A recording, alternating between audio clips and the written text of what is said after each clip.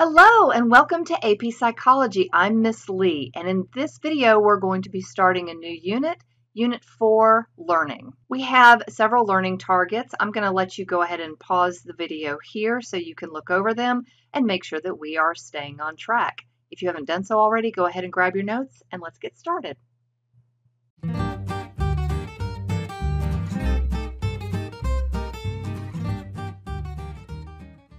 Okay, learning. Let's talk about the definition of what that is, because you probably have an idea of what it is, but it's important to have a working definition. This is the acquisition of knowledge or skills through experience, study, or being taught. And one thing you may be wondering is, how do you know if you or someone else has learned anything? We'll be talking about that throughout this unit. Can you or they just say, yes, I know that, and we accept that as evidence of learning? Is that something that would be sufficient? Probably not. We need to see something in a behavior. So it has to impact behavior before it can be considered something that has been learned.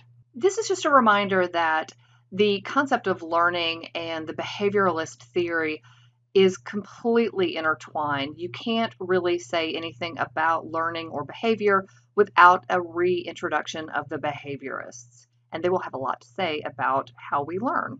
The first one that we talk about is John Watson, and he is famously known to have said, "Give me a dozen healthy infants, well-formed and my own specified world to bring them up in, and I'll guarantee to take any one at random and train him to become any type of specialist I might select. Doctor, lawyer, artist, merchant, chief, and yes, even beggarman and thief, regardless of his talents, penchants, tendencies, abilities, vocations, and race of his ancestors." And he said this in 1930. So basically he said that we are all capable of anything as long as we're well formed, we don't have any, intellectual disabilities, that type of thing. So there are a couple of types of learning that we're going to be discussing throughout this unit.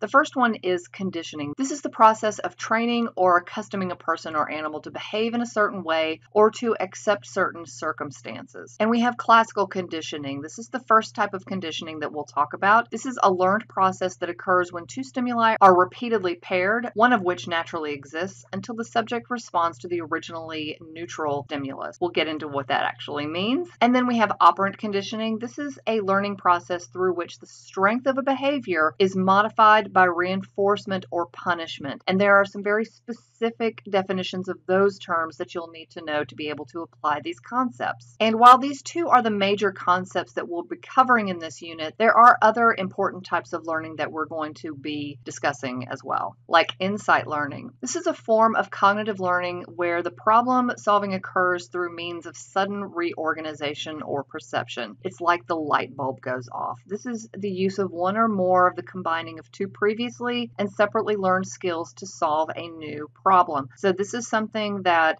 isn't necessarily taught. It is something that one would arrive at kind of through a burst of inspiration. Wolfgang Kohler was one of the theorists here, and he found that chimps could solve complex problems by combining simpler behaviors they had previously learned separately. One of his very famous chimps, Sultan, learned to pile boxes or to use a stick to get dangling bananas. When Kohler hung the bananas higher, Sultan was able to combine those two skills to reach the bananas. All right, let's watch Kohler's chimpanzees.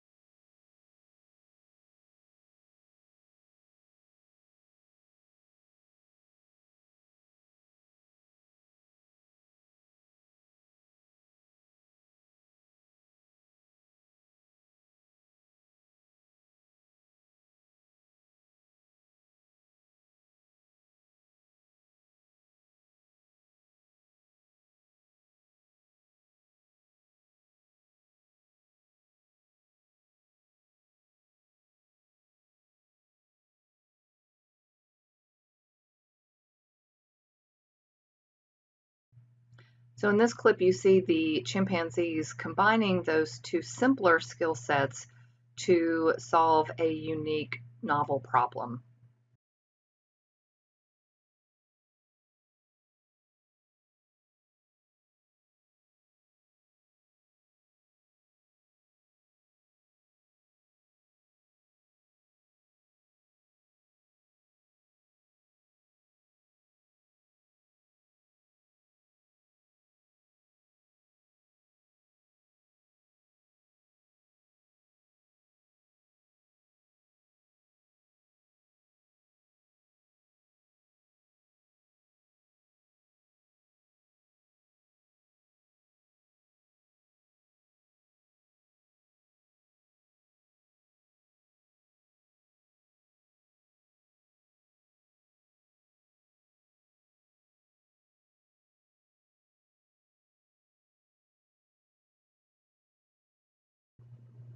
Okay, another concept that's important to know in this section is latent learning. This is a subconscious retention of information without reinforcement or motivating.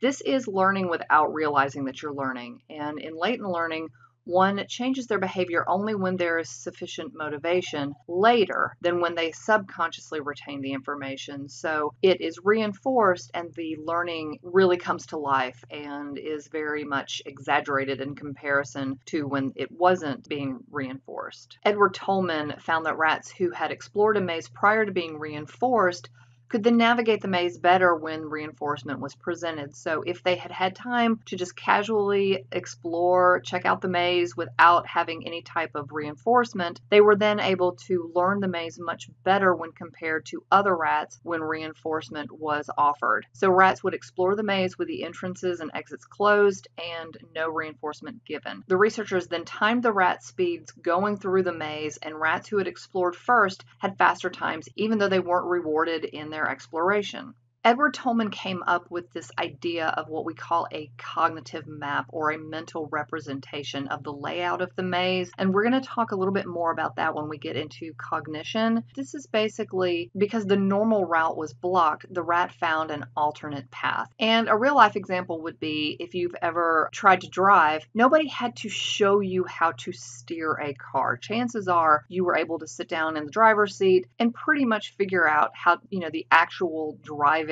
of the car. So when you first sat down to drive, the adult in the car didn't have to tell you how to steer. Most of what you know about the car is due to unreinforced experiences or your exploration of the car since you were born, not through explicit teaching. Social learning is a theory of learning process and social behaviors that proposes new behaviors can be acquired through observation and imitation. And this is Albert Bandura's theory. We will be exploring Albert Bandura and social learning theory in its very own video. All right, association. This is the foundation of all learning. It's where two things are associated together and it will then trigger a response. We're going to dive deeper into this when we get into the videos for classical and operant conditioning, but you need to know that this is the foundation. This is the bedrock of learning. So I want you to really consider what each term might be and how an association is being made. So in taste aversion, when we associate food we ate with a bad experience we had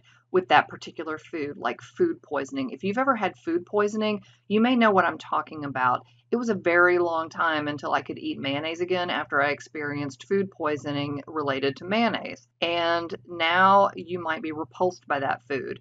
I have learned to live with mayonnaise, but I still have a very tense relationship with mayonnaise. A superstition is when we associate a seemingly random action or item with an extreme, whether it's positive or negative outcome. So wearing your lucky socks or a broken mirror or stepping on a crack and breaking someone's back. All of these are superstitions, but we have an association there. And finally, learned helplessness. Learned helplessness is when we associate our action with failure due to continuous failure to succeed. So something that you have tried before and not been successful at, you may have a sense of powerlessness even when you are given the chance to succeed, like, oh, it'll never work. I don't even care how much extra credit I'm offered. I will never even pass this class. That type of learned helplessness. So think about between what factors is an association being made. And in your notes, write down examples of each of these terms from your own life, whether it's experienced or observed. Okay, so let's talk about John Garcia. He is one of our theorists in this unit. And according to John Garcia, we are biologically predisposed to certain aversions. Usually when we're talking about John Garcia, we're talking about taste aversions, but not always. An example on your screen is how some apes are biologically predisposed to detect and be afraid of snakes faster than other apes. How is that advantageous for some apes? It might not matter to some. It may be life and death for others.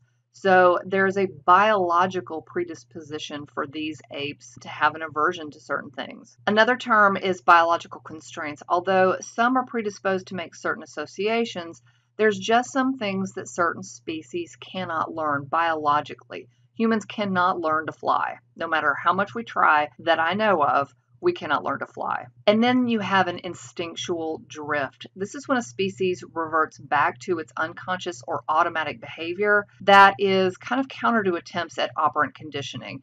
You may not understand what operant conditioning is yet, but you will. An example of an instinctual drift is that a dog will tend to revert back to barking even if it's trained to not bark in certain scenarios. It is just predisposed to do that behavior, and it's going to experience an instinctual drift. And that is it for this video. In our next video, we're going to be talking about classical conditioning. I can't wait to see you then. Bye for now.